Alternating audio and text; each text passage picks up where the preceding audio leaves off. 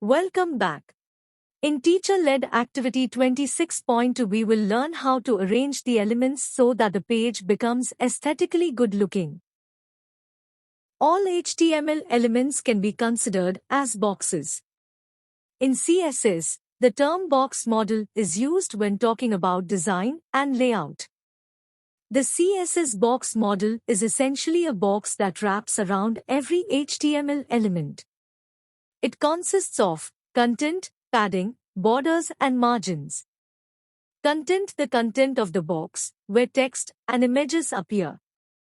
Padding clears an area around the content. The padding is transparent. Border that goes around the padding and content. Margin clears an area outside the border. The margin is transparent. The box model allows us to add a border around elements and to define space between elements. Let's start. First, I am opening the folder where I am going to save the file. In this I am creating one .html file. I have named the file as boxmodel.html. Let's create basic HTML document.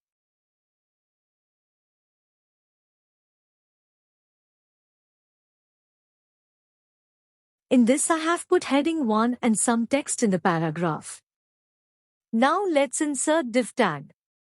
This div tag we have to include inside the style tag in head section to specify the various styles of the text which we will put in the div tag inside body. So first write div space open curly bracket. In this I have specified the background color which is light gray. Close the bracket. Now let's put some content in the div tag. So inside body we have to put div tag like this. Inside div tag I am including heading and a paragraph like this.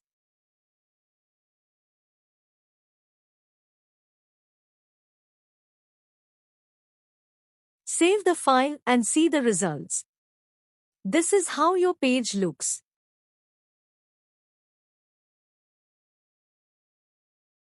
Now let's specify the margin. In style inside div type margin and select the width of the margin. I have taken 20 pixels. This is how it looks. Now let me increase the margin to 80 px. This is the difference.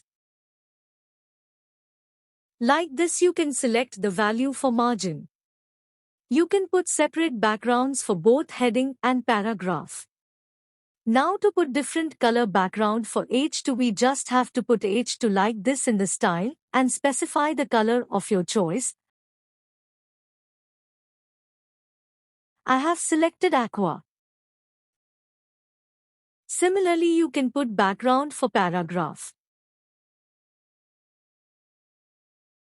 Now here if you see the text is close to the boundaries of the background, to solve this problem we can use padding attribute. You just have to add padding like this and specify the distance in pixels. I have taken 50 pixels.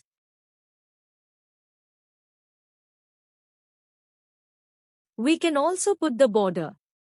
If I want to insert border of say red color, I have to put border like this and size of the border in pixels. I am taking 20 pixels.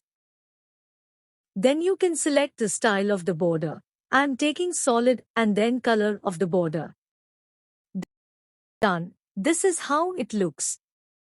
If you want different style you can select some other style like this. Next is the position property. The position property specifies the type of positioning method used for an element. There are three different position values: relative, absolute, fixed. Elements are then positioned using the top, bottom, left, and right properties. However, these properties will not work unless the position property is set first. They also work differently depending on the position value. This is how it looks without specifying position. Now let's add position, and I am selecting fixed position. An element with position, fixed, is position relative to the viewport, which means it always stays in the same place even if the page is scrolled. Next is absolute position. An element with position, absolute, is position relative to the nearest positioned ancestor. Like this. However, if an absolute positioned element has no positioned ancestors, it uses the document body and moves along with page scrolling.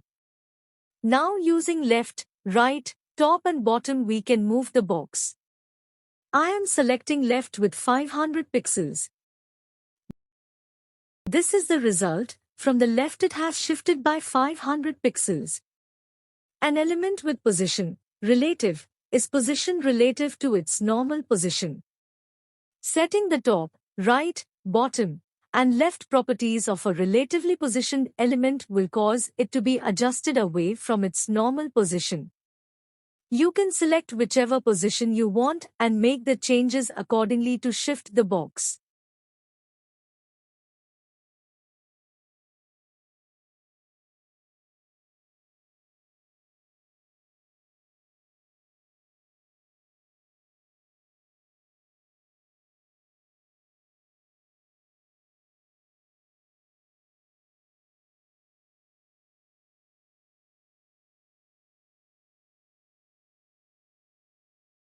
With this we have completed TLA 26.2.